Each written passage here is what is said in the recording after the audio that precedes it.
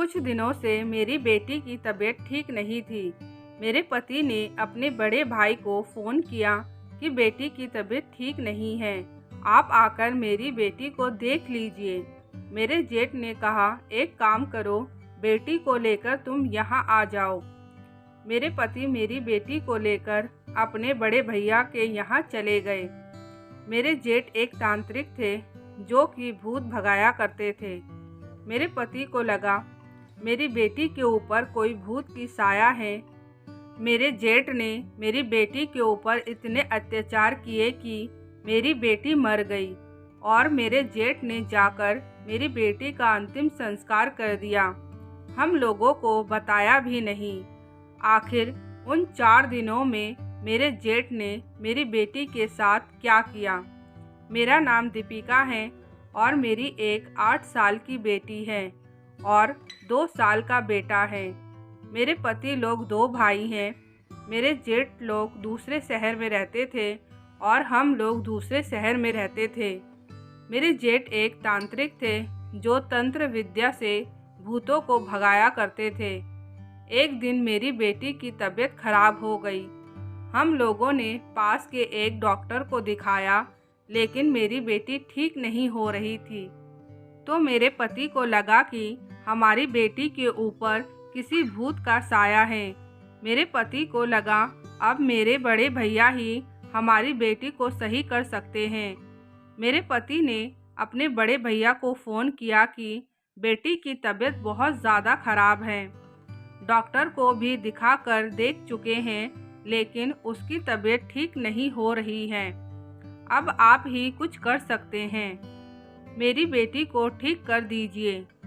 जब मेरे पति इतने विश्वास के साथ कह रहे थे कि बेटी के ऊपर किसी भूत का साया है, तो मुझे भी ऐसा लगा शायद मेरे जेठ जी ठीक कर देंगे। लेकिन मुझे क्या पता था अब मेरी बेटी जाएगी तो अब दोबारा कभी वापस लौट कर नहीं आएगी। मेरे जेठ जी ने मेरी बेटी के ऊपर बहुत अत्याचार किए थे, जिस वजह से वह जिंदा ना रह पाई। मेरे जेठ ने मेरे पति और बेटी को अपने पास बुला लिया। जब मेरे पति बेटी को लेकर निकलने वाले थे, तो मैंने कहा मैं भी आपके साथ चलूँगी। तो मेरे पति कहने लगे, अभी हमारा बेटा बहुत छोटा है, तुम इसी के पास रहो, मैं तो जा ही रहा हूँ, वहाँ की सारी खबर देता रहूँगा और बेटी को ठीक करके ही लौटूँगा। मेरे जेठ जी का घर 2 घंटे की दूरी पर था। मेरे पति बेटी को लेकर वहाँ पहुँच गए, तो जेठ जी ने देखकर ही कह दिया कि तुम्हारी बेटी के ऊपर बहुत ही खतरनाक भूत का साया है। अगर इसे जल्दी नहीं निकाला गया तो तुम्हारे घर में विनाश होते हुए समय नहीं लगेगा। मेरे जेठ की बात सुनकर मेरे पति बहुत ज़्यादा घबरा गए और कहने लगे, भैया आपको जो करना है जल्दी कीजिए, बस इस भूत को भगा दीजिए। मेरी बेटी को लेकर एक जंगल की तरफ चले गए और वहां जाकर मेरी बेटी के ऊपर एक गंदा सा लेप लगा दिया और उसे आग के बीचों बीच बैठा दिया। मेरे जेठ दूर से मंत्र पढ़ने लगे। मेरी बेटी चुपचाप ये सब सहन कर रही थी। वह भी यही सोच रही थी, शायद मेरे अंदर कोई भूत की साया है, बड़े पापा सब कुछ ठीक कर देंगे। आग वाली विधि पूरा होने के बाद मेरी बेटी के हाथ पांव बांध दिए गए। मेरे जेठ ने मेरे पति को कहा, अब मैं मंत्र पढ़ने जा रहा हूँ। जब तक मैं मंत्र पढ़ता रहूँ, तब तक तुम्हें इस डंडे से अपनी बेटी को मारना है। तुम्हारी बेटी को डंडा नहीं लगेगा और कोई चोट भी नहीं आएगी, सब चोट उस आत्मा को आएगी।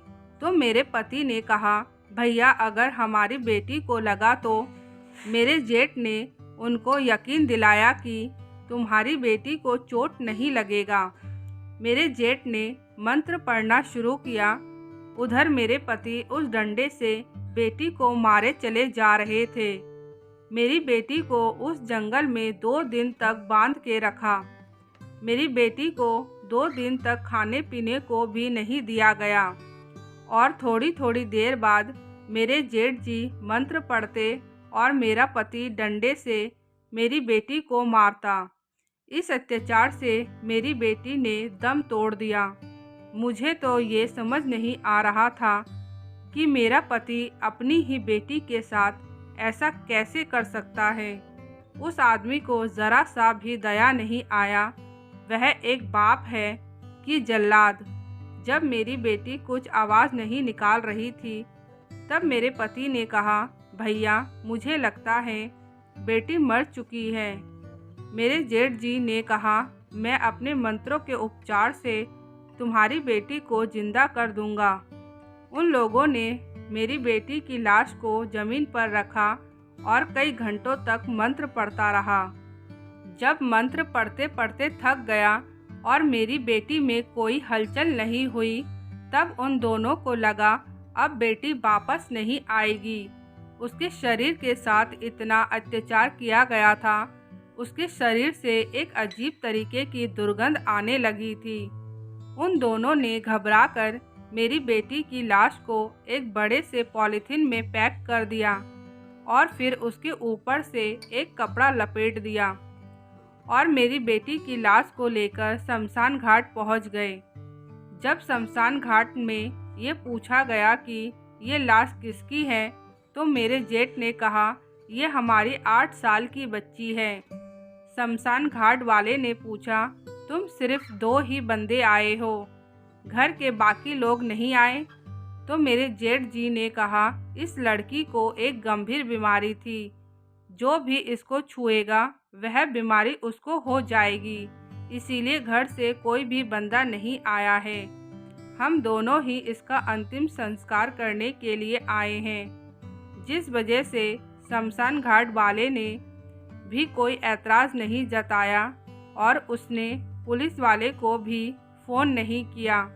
उसने जल्दी जल्दी मेरी बेटी का अंतिम संस्कार कर दिया। मेरी बेटी को मरे हुए 4 दिन बीत चुके थे जब मैंने अपने पति को फ़ोन किया कि हमारी बेटी कैसी है, तो मेरे पति रोने धोने की नौटंकी करने लगे और कहने लगे, हमारी बेटी अब नहीं बची, अब हमारी बेटी इस दुनिया में नहीं रही। जब मैंने अपने पति की ये बात सुनी तो मेरे हाथ से फ़ोन गिर गया और मैं वहीं बेहोश हो गई। मेरे साथ मेरे पापा रहते थे। मेरे पापा दौड़ कर आए और मेरे मुंह के ऊपर पानी छिड़का, जिससे मैं होश में आई। मेरे पापा मुझसे पूछने लगे, आखिर ऐसा क्या हो गया? तब मैंने अपने पापा को सब कुछ बताया। मैंने अपने पति को दोबारा फ़ोन किया और उनसे कहा, अगर हमारी बेटी मर गई थी तो आपने मुझे फ़ोन क्यों नहीं किया? आप ऐसे कैसे अकेले अंतिम संस्कार करके आ गए? तो मेरे पति बहाना करने लग गए और बात को टालने लगे। मुझे उन दोनों के ऊपर शक हुआ। मैंने अपने पापा को सब कुछ बताया। मेरे पापा तुरंत पुलिस स्टेशन चले गए। वहां जाकर पुलिस वाले को सब कुछ बताया। पुलिस वाले मेरे पति और मेरे जेठ को पकड़ कर ले गए। पहले तो दोनों इधर उधर की बात करके बात को टाल रहे थे, लेकिन जब पुलिस ने सख्ती से उन दोनों के ऊपर कार्रवाई करी तो उन दोनों ने सारी कहानी बताई। पुलिस वाले एक बाप की ऐसी कहानी सुनकर हैरान हो गए कि एक बाप ऐसे कैसे कर सकता है। पुलिस वालों ने कहा, अगर तुम्हारी बेटी की तबीयत ठीक नहीं थी तो उसे किसी हॉस्पिटल लेकर जाना चाहिए था। मैं नहीं चाहती कि मेरा पति छूट जाए। उसको कड़ी से कड़ी सज़ा होनी चाहिए। जैसे मेरी बच्ची तड़प तड़प कर मरी है, भगवान करे उसे भी कुछ ऐसी ही सज़ा मिले। अगर उसे एक बेटी नहीं चाहिए थी तो मुझे बता देता, अपनी बेटी को लेकर कहीं दूर चली जाती। मेरी बेटी के साथ ऐसा तो ना करता। इसमें मेरी भी गलती थी।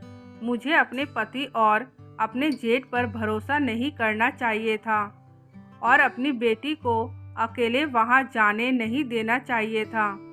अगर मैं नहीं जाने देती तो आज मेरी बेटी जिंदा होती, मेरे साथ होती। मेरी दुख भरी कहानी सुनने के लिए धन्यवाद।